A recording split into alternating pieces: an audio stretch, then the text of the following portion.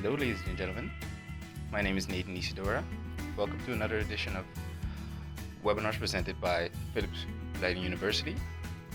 Today our webinar will be titled Virtual Natural Light for Healthy Living, presented to you by Evert van Loenen.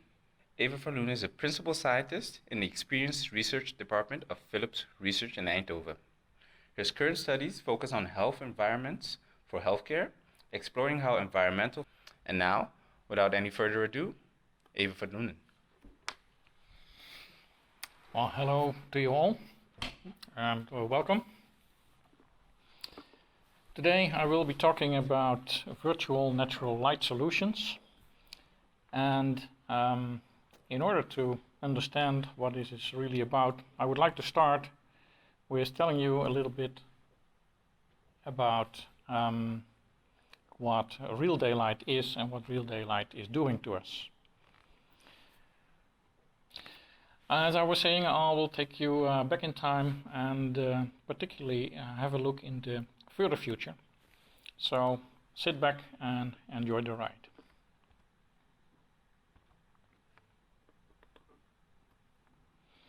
Now, the fact that sunlight is very important for us and healthy was already known thousands of years ago. Hippocrates already prescribed heliotherapy or sunlight therapy for depression problems. But somehow over time we seem to have lost some of that knowledge. And in the 16th century, in the aristocracy, it was so popular to have a very pale skin that people stayed away from the sun as much as possible, and actually that caused a lot of diseases. And we actually rediscovered the importance of daylight and sunlight, particularly because of the work of Florence Nightingale, who wrote in her Notes on Hospitals in 1859, direct sunlight, not only daylight, is necessary for speedy recovery. Now this was a very remarkable observation in the time, because what she could not know at that time apologies, is what we know today about what daylight does to our health. And it is only in the last decade or so that we understand that there are special receptors in our eye, the retinal ganglion cells, which have no function in our visual system, but couple directly to the SCN or the body clock, if you like, and helps us synchronize our internal clock with the external day-night rhythm. And whereas we know that sleep is very important for recovery, it's also known in literature that people in hospitals typically do not sleep very well. But daylight has a lot more impact than sleep alone. We know it impacts depression, it impacts even length of stay. Very interesting studies that have been done comparing patients who stayed on the bright side of the hospital versus patients on the dim side of the hospital. And patients with depressive symptoms, for example, on average could leave significantly earlier if they had been staying on the bright side of the hospital. Even differences in mortality were recorded. Here you see a graph of another example is pain sensation and the use of pain medication, which again proved to be very different for patients who had stayed on the bright side or patients who had stayed on the dim side of the hospital with the same conditions. So daylight has quite some impact on our lives. So an interesting question then, of course, is would we find the same effects in artificial light? And here I'll show you one example of a study done with the Philips Healwell system, a dynamic lighting system designed to help patients in hospital rooms in a number of ways. The daylight system, the dynamic system, will vary intensity and color temperature over time over the day, and in that way aims to support the circadian rhythm of the patient. And a study has been done in Maastricht Hospital, and here you see a summary of some of these results. So first of all, you see on the middle graph that patients who had stayed in the room with the dynamic lighting system would fall asleep more quickly than patients who were in the regular rooms. And not only that, they also slept on average significantly longer than patients who did not have the dynamic lighting support. So this of course would be a very important support for these patients. And also you see on the right side significant differences in depression scores. So patients who had stayed in the room with the dynamic lighting system had significantly lower depression scores after the 7 or 8 days they stayed than patients who did not stay in these rooms. There's of course many more effects of artificial light known. The effects of artificial light on seasonal affective disorder is very well known. Here you see a graph showing that it is as effective, if not even faster, than medication. But another one that is quite relevant also for this presentation is the effect of light and artificial light on alertness. Now, studies have been done during the night to see how light would impact alertness. And there it was found that even at quite low luminance levels, like less than 100 lux, particularly in the blue part of the spectrum, light would have an impact on alertness. But even during the day, these effects have been studied and recorded in the meantime. So bright white light of 1000 lux was found to be effective in increasing alertness compared to 200. The effect was not instantaneous, but with a delay of about 30 minutes. And it was also found in other studies that these effects last after the exposure has been stopped. Again, it was found that blue and blue enriched light are the most effective. Though I should mention here that these are often studies on subjective alertness. But again, even towards the evening, blue enriched white light at quite low illuminance levels has that effect. Now, many of these studies have suggested that there is a direct link then with the mechanism that also regulates our sleep rhythm, the melatonin suppression. But recently, other studies by Sayan and Figueroa have shown that during the day, actually narrowband red light, so the long wavelength light, is effective as well in increasing alertness. So the debate on what the mechanisms behind this is will still be out and open, but the effects are quite clear. So then, if daylight is that good, then what would we need virtual natural light for? Well, because we still live most of the day inside our buildings and not always in the daylit parts. So here is the daylight dilemma. Sufficient daylight, and particularly, as Florence Nightingale already indicated, sunlight, so direct sunlight, is not always available. We can have overcast days, we can work in night shifts, for example. On the other side, sufficient daylight is also not available everywhere where we need it. We have heard the examples of the dim side of a hospital, for example. But also we know that daylight penetrates only to a very limited range away from the window. And certainly it doesn't reach the inner spaces of our buildings. So, wouldn't it then be nice if we could simply mount virtual skylights or virtual windows wherever we need them? So let's have a look at what this could bring in the future. First of all, what we call space availability. If we would have such solutions that would have the same impact and effect as natural windows or skylights would have, we could start to use the inside of our buildings in a very different way. Today, for example, we can only have offices on the facade because we need daylight access. Then we could have offices at any place. We could also turn that around. Suppose we would have such solutions. The buildings as shown here as an example. Today, office buildings are typically elongated buildings or combinations thereof. The reason being that we need as much facade length as we can get for the people who need to do these tasks. Well, if we would have virtual solutions, that would not be necessary.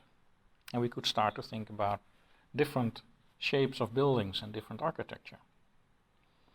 So why would we want to do that? Well, let me give you one reason. Urbanization. Mind you, 100 years ago, 80% of all the people lived in the countryside and only 20% in cities. Well, today already half of the world population lives in cities. And it's expected that by 2030, 70% of all people on this globe will live in cities. So this will put a tremendous pressure on architects to come up with ways of building cities and building buildings in a very compact way.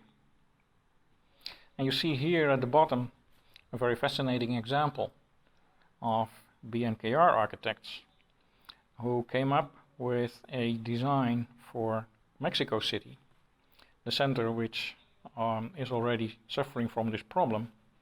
There is no room to actually grow in the height. They can only go the other way. Design an earth scraper, an inverted skyscraper that actually plunges down into the earth several hundred feet.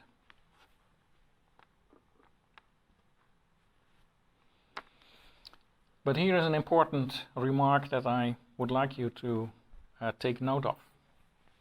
There is more to daylight than light. The way that we experience daylight through our windows or skylights is always a combination of light and a view. And interestingly, other studies have shown that the view itself has effects which are quite comparable to what was also found for daylight. It has effects on pain, even effects on recovery and length of stay in hospitals, which is to say, patients who had stayed in hospital rooms with a view on nature could recover faster than patients who had a look on another building or a wall. And interestingly, other studies have shown that these effects, particularly effects on stress, can be realized by artificially rendering these nature views like images or videos. So it would seem wise to look at this holistically and combine the effects of view and light in the proper way to get the optimum effect. Now, daylight is a complicated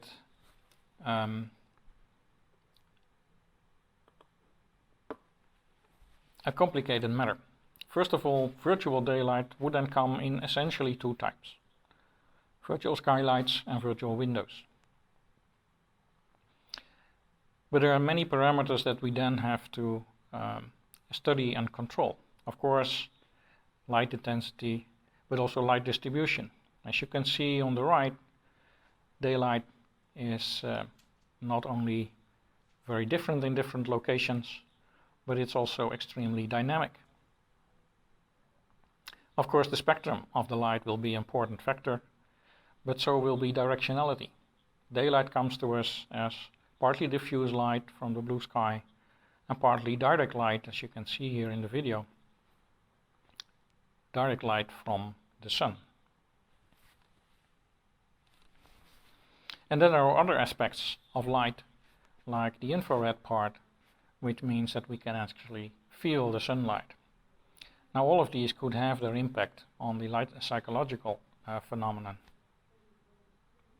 And then we have the view. And there's a number of parameters there, again, that we have to control for. One being information. So, what is it? Is it information that we get through our window about the weather, about the time of day, etc. And how well can we replicate that. Complexity and coherence, which tells us whether it's a complex or a simple view. And of course, then there is this crucial issue of depth perception. When we look through a window, we immediately realize that what we see is far beyond the window. And that is very tough to realize in a virtual solution.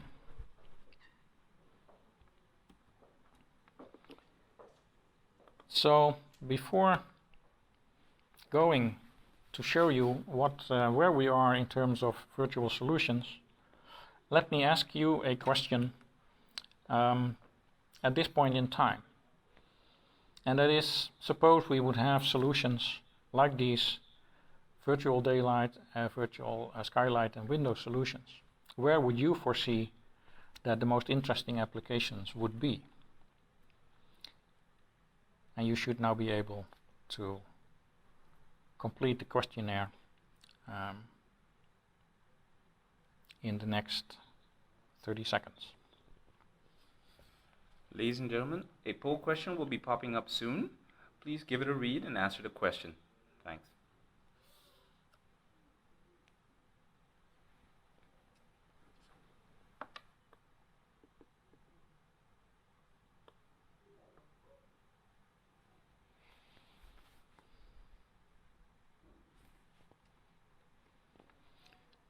Okay, then in the meantime, let me continue and give you a peek at where are we today with virtual skylights to start with. Well, here are some examples of what I would call artificial skylights. There's typically two variants. So on the left you see the virtual skylights or the artificial skylights that produce a view, for example, of the sky with clouds. On the right side you see the inverse. The Healwell system, for example, is one that tries to reproduce the light effect of a skylight but does not contain a view.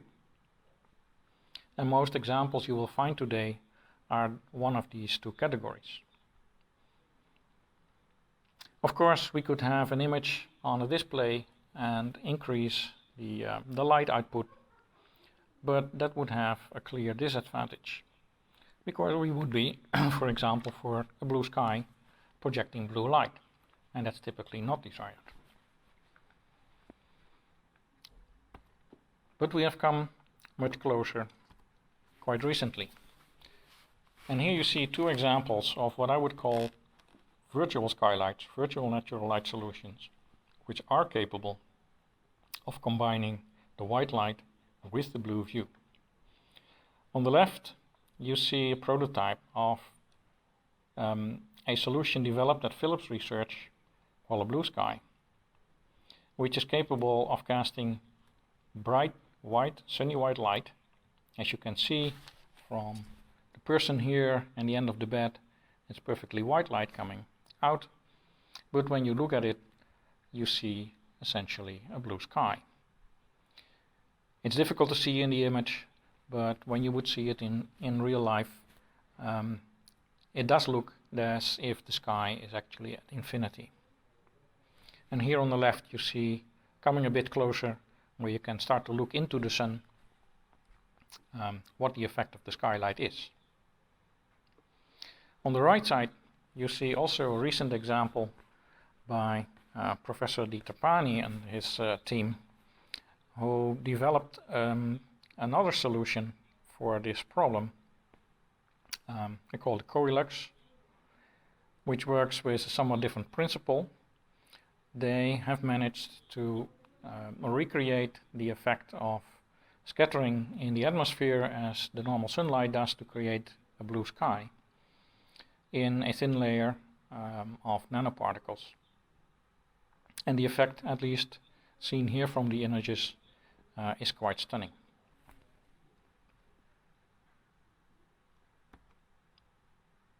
So let me take you through an example of how these kind of solutions can be applied.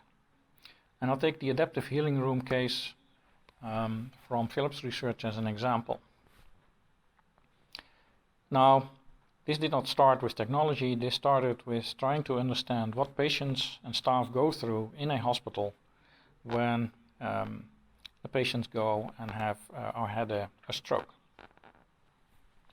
So by observing what happens to the patients, who they meet, what the staff is doing, etc., hour by hour, day by day, we managed to find quite a number of interesting issues in this whole flow. Now let me just quickly show you a few examples. So here is one we call the disorientation issue.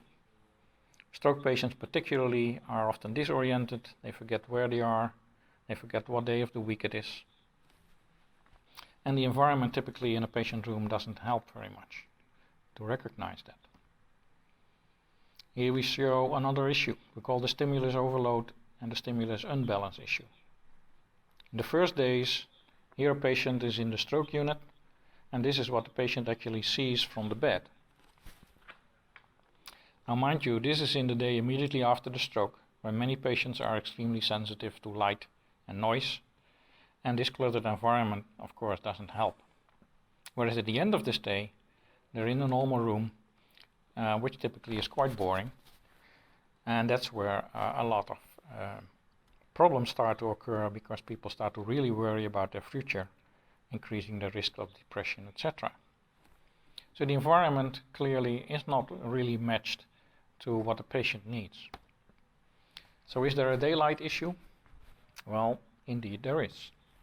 Here on the left picture you can see that patients close to the window probably are lucky enough on the good sunny days to have sufficient daylight. But already, as you can see, a patient further away from the window is not that lucky. And even today, hospitals are still being built with patient rooms that do not have direct sunlight and patient rooms that do not have a nature view.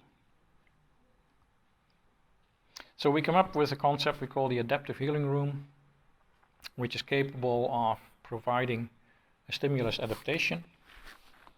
It provides support for patients by means of light and views on orienting in time and place, and it provides supplementary daylight from the blue sky solution you see here. Now then, of course, the question is, would that actually work for patients? And the other question, of course, is, could it actually be implemented in a real hospital? Well, for the first question, we have tests ongoing in a clinical setting to see if we can find the effects that we would expect from a skylight. But these studies are ongoing, so I cannot give you the answers yet. But what we did do is bring hospital staff into the laboratory environment where they could experience these rooms from many different hospital departments, many different roles, and had them participate in a study where they could look through their eyes at what they expect the impact of these solutions would be on their patients. And here you see, for instance, on the left bar is the skylight itself. The other bars are different phases of this daily rhythm system. And you see on average that they expect that the impact for all of these factors would be positive on the healing effect of the patient. More interesting maybe even is their view on how it would impact their own workflow. If this would create a lot more work, it would not be a very attractive proposition. But interestingly, they expect actually that these solutions would help them in their workflow. So finally, we did another study where we brought former stroke patients into the laboratory environment and did a similar test.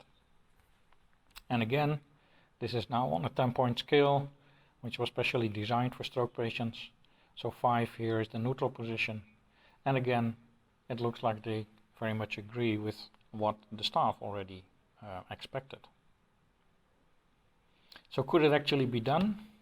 Well, it can. Here you see an example just a few weeks ago, a first hospital in Belgium had 4 of these rooms now completely installed in the neurology department, and first patients are now being taken care of there. So that brings me then to the next topic, is virtual windows. This is a far more complicated topic. So what is the status today?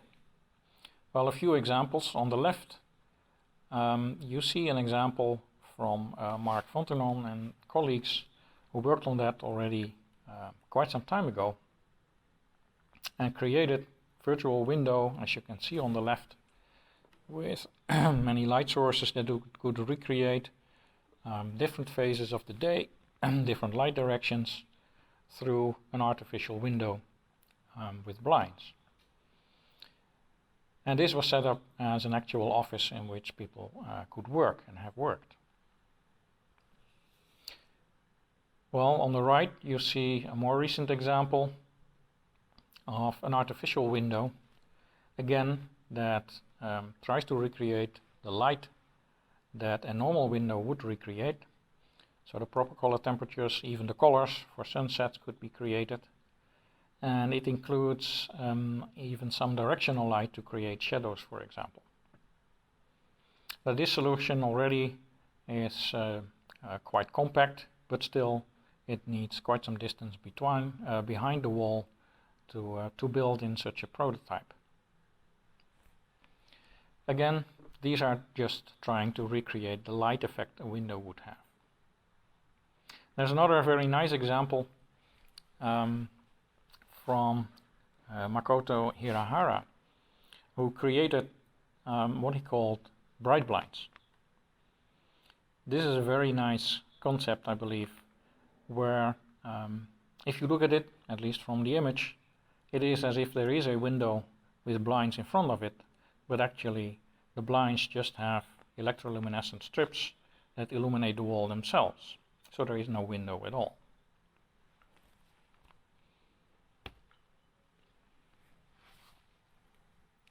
This is the other category now of artificial windows that try to recreate a view. So on the left, an example from Windauga. On the right, one from our own experience lab.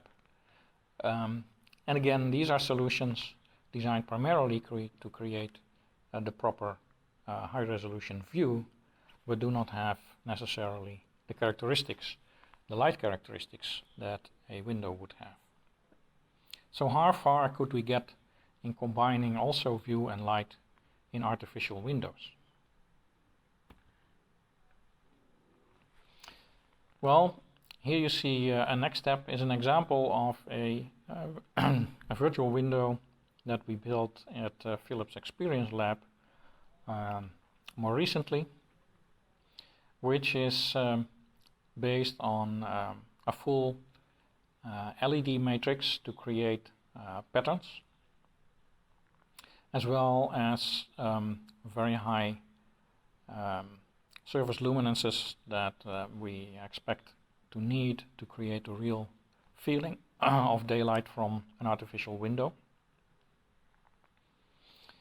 Here the view on purpose is created in such a way that it is very blurred. So in this way it actually tries to help the brain to imagine that what we see is in a distance, rather than trying to focus on a sharp image that is positioned quickly in the plane of the wall. On the right you see that this solution also has directional light built in. As you can see on the walls, we have now some nice sun patches coming in and creating the sensation that there is a bright day outside. Again, a step forward in trying to combine view and light, but still a step in between and many questions still to be answered.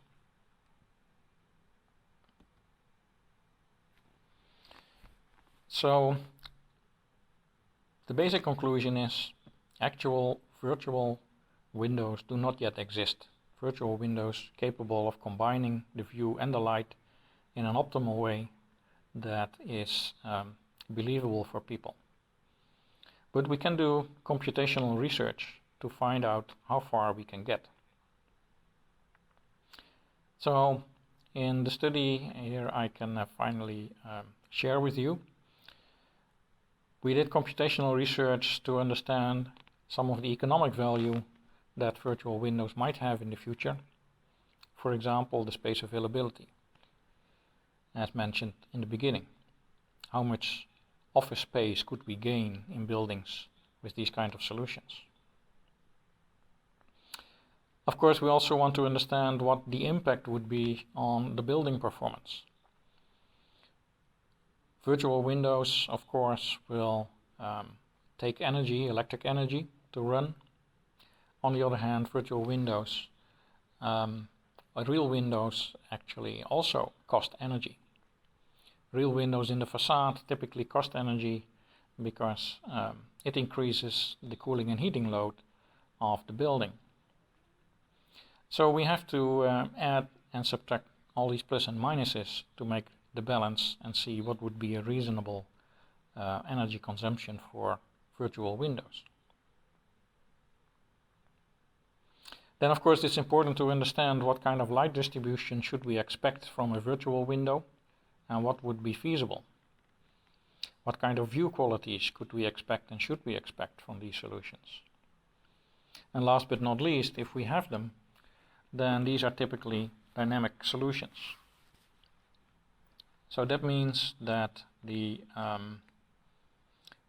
virtual daylight solution can, for example, try to mimic the outside conditions, so it feels more natural when you step from the outside to the inside.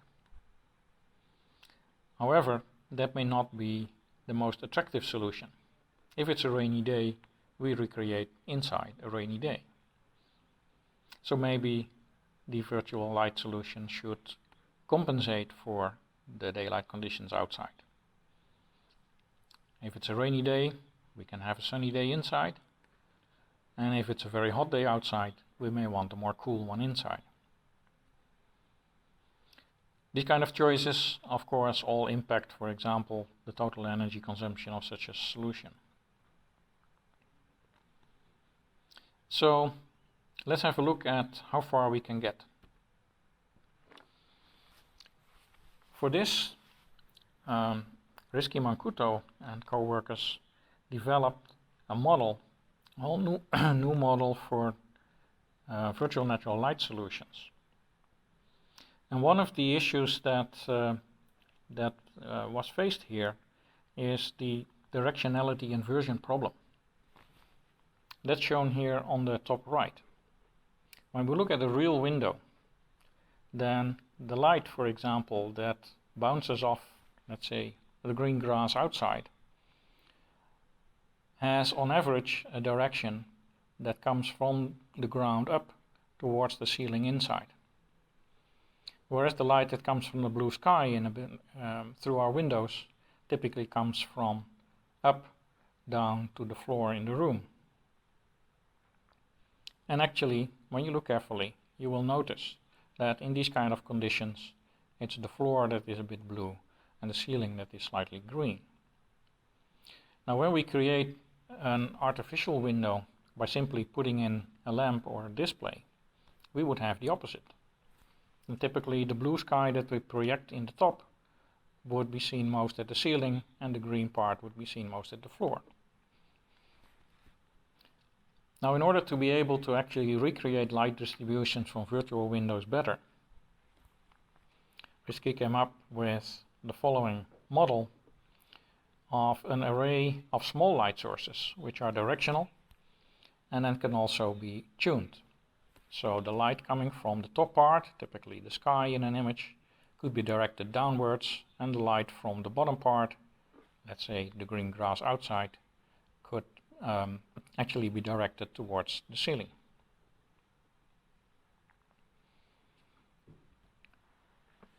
Now, such a model also gives us quite a range of input variables that we can now start to optimize. Of course, the tilt angles of the different light sources is one, the beam angle for every light source is one, the total luminous flux of the sky and the ground parts are important factors, of course, and also if we combine multiple virtual windows, the distance between these windows, for example, is an important parameter. So let's see how far we could get. In the study, scenes were simulated for a virtual natural light solution, a virtual window, and also for a real window under a standard CAE overcast sky in the simulations, in the same position with the same conditions outside.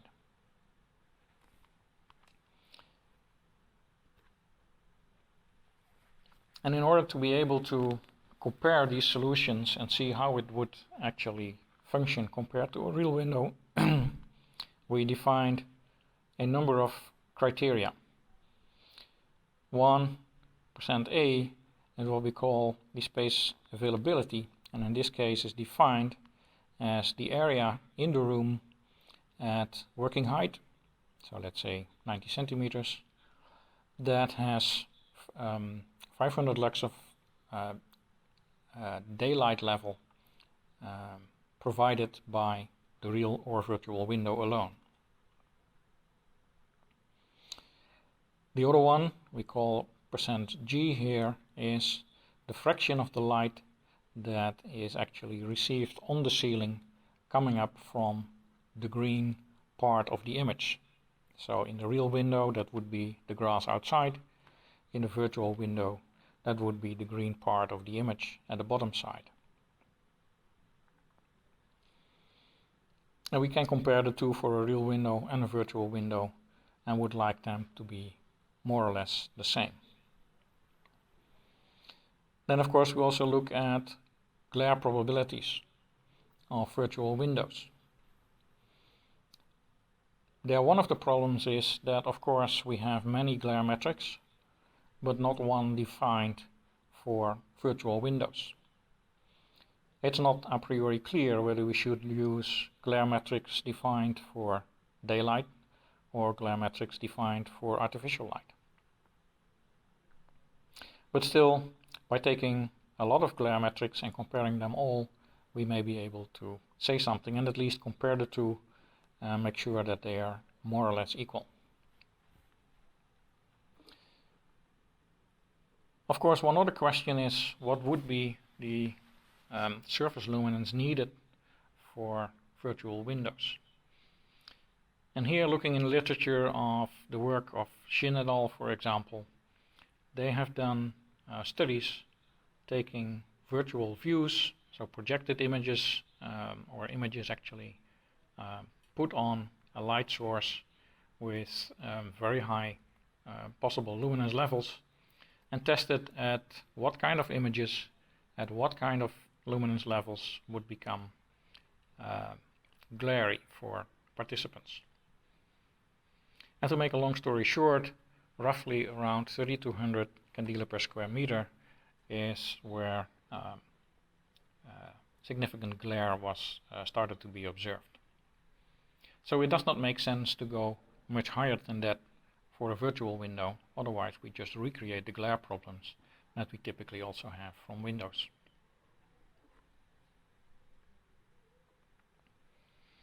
Now here you see a lot of data and a lot of numbers, so please ignore all of those. But showing on the left are simulations of a real window, you see here positioned, and then the illuminance levels in the space at working height.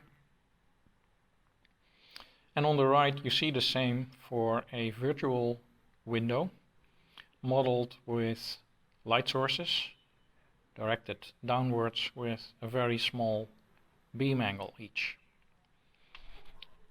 And just already simply from this, from these images, you can see that the two are very different. Also the %A, or the space availability from the real window in this case would be about 60%, so 60% of the room would have by natural light 500 lux already on the table.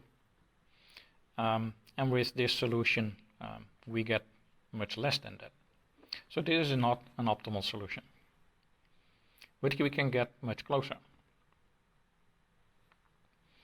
Here you see an example of a simulated solution with beam angles for the sources of around 76 degrees. And this is a point where the real window and the virtual window start to have very comparable light distributions.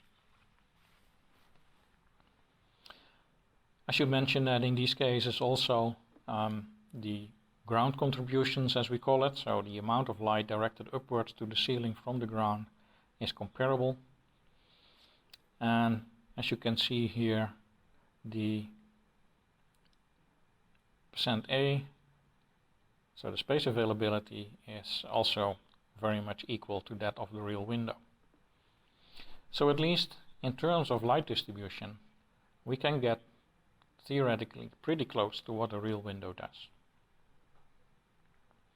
Interestingly, we could even go a step further. As is shown in this slide,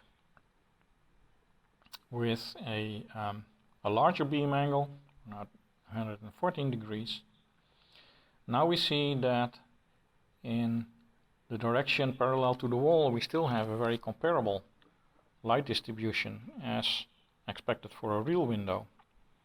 But now the space availability, which in this case was 14%, in the virtual window case has gone up to 29%, so actually doubled. So there are solutions possible where the uniformity of the light that we get from the window and the depth at which the light can penetrate into the room is actually even more attractive than a real window would do. Now, of course, this is only one of many parameters that have to be considered. So, in conclusion, would we then start to replace our real windows with virtual ones in the future? Well, I don't think so. The first and foremost, most healthy solution that we know of actually is natural sunlight. And where possible, we should use that to the max. As for example, in the Rolex Learning Center, you see here on this picture, for those who attended the Felix Daylight seminar there will recognize it, which is a building very beautifully constructed without walls. So daylight can penetrate from all sides, and actually from inside the building you have a view to the outside in all directions. Very special building, very interesting. But for all those cases where it is not possible to realize such a solution, at least we can say that by today virtual skylights capable of combining both light and view characteristics are becoming available. That virtual windows, which can combine both light and view characteristics that are realistic, for those theoretical models show that light distributions comparable to or even more attractive than those of real windows seem feasible. But of course many other questions still need to be answered. The user experience. At what kind of surface luminance would people start to feel it's really a sunny day, for example? Solving the depth perception issue. Deciding on the behavior of such windows. Should it mimic or should it compensate? And of course many architectural questions on how to integrate these solutions and make them so thin that they will fit inside a wall.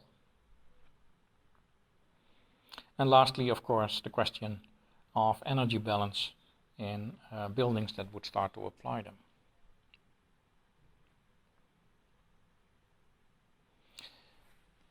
In conclusion, and I'd be interested to see your answers to this, but here's a number of areas where we believe that virtual natural light solutions could become very beneficial.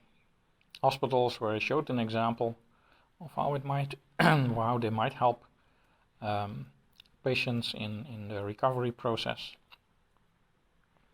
But of course, elderly homes or mental care facilities, where we know the impact of daylight is also very important. Offices and schools, there are some examples already there where you can increase, for example, alertness in these conditions. Shops, typically shops are very deep. Daylight only enters very close to the entrance, and there, of course, also artificial skylights, for example, could become very helpful. And last but not least, airplanes. You will find some very interesting examples currently on the internet of new jets being designed completely with virtual windows, for the simple reason that it allows to remove the small windows that may hamper the design of supersonic jets. So, with finally acknowledging contributions of a lot of people that were so kind to make their images available for this presentation, many people who have been active in the projects from which I drew examples from Philips as well as from University of Eindhoven, the Intelligent Lighting Institute. I would like to close this presentation and open it up for questions.